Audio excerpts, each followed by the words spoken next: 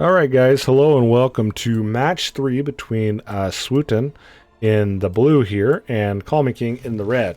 Now, the last match we watched, Swooton was red and Callmeking was blue, but now they have their colors mixed up. And at this point in the recording, or right before I started recording this match, after the last one, I realized I had made a mistake in terms of the match order between these two players. So the last match I said that it was game number two, and the match before that I said it was game number one. We actually game number one was actually game two, and game number two was actually game number three. So we've already watched the final match between these two players. This is actually match number one between these two players. I don't know who won out of who won the tournament matchup between these two players. So we will treat this as match number three and see who wins, see who went on in the tournament. And yeah, we'll just pretend that I did not make that mistake. And as long as you don't tell anybody, I think it will be fine. So we see Callmeking is over here. He's got multiple food drop-off points. I like that. They're playing on the Cracks map, which offers all sorts of interesting little pathways into the dirt, but otherwise is typically identified as the ant farm map. You know, where it's dirt on the bottom with with grass on the top. But yeah, Cracks is interesting. It allows all sorts of hiding places if you're in like a team match or a free-for-all. In a 1v1 like this, it is typically better to play at the top of the map because that's where all the plants are. You know, plants are what is your food income, and there is, comparatively far fewer plants in the cracks at the bottom of the map. So if you're playing 1v1 and you're hiding at the bottom or you're basing at the bottom, and your opponent is at the top, you are going to lose the match just because your opponent's going to get the economic advantage and you're not. So I think so far I like Callmeking's structure count so far. It looks like he is in the position to win this particular match. He does have 4 additional structures on top of Swooton's count here. Swooton does have the soldier nest advantage, but he has significantly less eco than Callmeking does. You can see Callmeking has 13 harvesters compared to Swooton's 9, and you can see there in the dynamic income tracker that that is giving Callmeking the significant advantage in terms of the eco. You can see Callmeking's attack markers here. That automatically that makes his soldiers automatically attack anywhere around this, you know, within this white circle here. Attack markers can be placed by using the E button or the arrow button on the soldier nest when you have a soldier nest selected.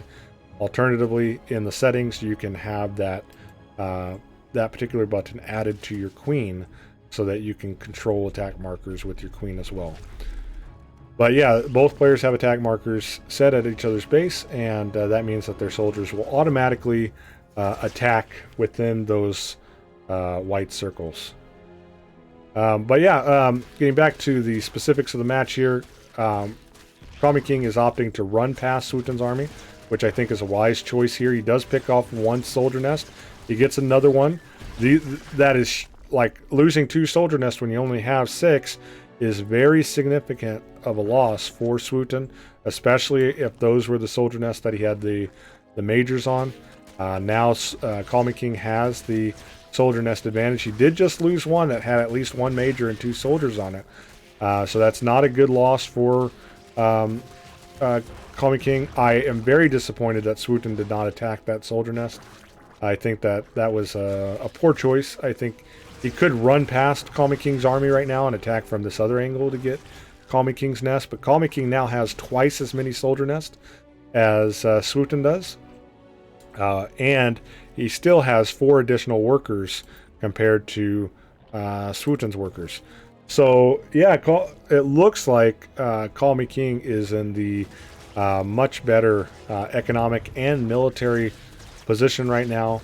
He's going to have a few soldiers digging into the side of Swooton's base, trying to open it up from another attack angle. Swooton is a Black Ant Queen, so he's able to see those units on radar. They're both upgrading. Callmeking does have the upgraded advantage. He just finished one upgrade, so it looks like they're upgrading on par. Callmeking does come back in, able to pick off more nests from Swooton. I don't know how Swooton's going to be able to recover from this. He only has 5 soldier nests left compared to the 15 soldier nest of Callmeking, 16 now. So Callmeking has 3 times as much military infrastructure as Swooton, and Swooton, is 6 worker nests behind as well. Hopefully Swooton's able to pick off some of these nests here. If he prioritizes, he was able to get 2 of those soldier nests. I don't know if it's going to be enough to win Swooton the match. It's just not looking good. I think Swooton is making a terrible mistake here by not using his Queen's energy to dig and to at least do what he's doing right now, which is the acidic strike, defending his units. He should be upgrading these worker nests to cloaked workers to keep those workers alive. Doing what he does right now. He's got 151 food. He should be building nest, and just keep the buildings coming, like Callmeking has. Callmeking now has almost 4 times as many soldier nests as Swooton does, and he has twice as many worker nests. So the macro advantage here is definitely in Callmeking's favor. Swooton is at this point very far behind, and I wonder if he's behind in upgrades as well. No, they're still tied for upgrades. That's about to change. Callmeking's working on his 3rd damage upgrade. This is something that we saw in the previous matches from Callmeking, where he prioritizes getting 3 damage before he gets armor, whereas Swooton goes for damage and armor consistently. So far it's worked out for Callmeking in these matchups.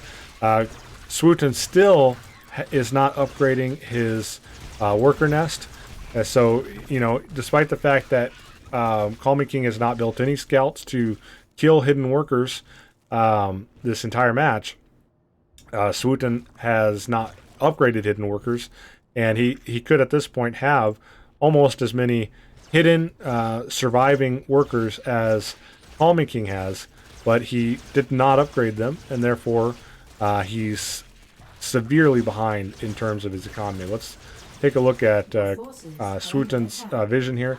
You can see that the Black Ant has that radar advantage. He knows that, or should know that, Callmeking's coming. I guess he did not have enough soldiers there to prepare for that, and this looks like it's the game. Like, there's no way Swooton comes back from this. So yeah, serious mistakes were made. The most severe, I would say, would be not upgrading worker nests to hidden workers to keep them alive when you're losing those nests. In addition to that, also, Callmeking should have built scouts to have vision. But Swooton is really at fault here for not continuing to build. By the end of this game, Callmeking just had such an advantage in terms of his economy and military by constantly building, not just sitting around with his queen, frankly. So, yeah, that's unfortunate, and you can see at the end of this game, Swooton actually, never mind, that's Callmeking. He had I thought that was Swooton having a 700 mineral bank, but so hopefully Swooton's able to watch this and learn from it. Callmeking as well. This is match 3 between these two players. Callmeking won twice and Swooton only won once, so that means that Callmeking is moving on in the tournament. Thanks so much for watching. I'll catch you on the next one.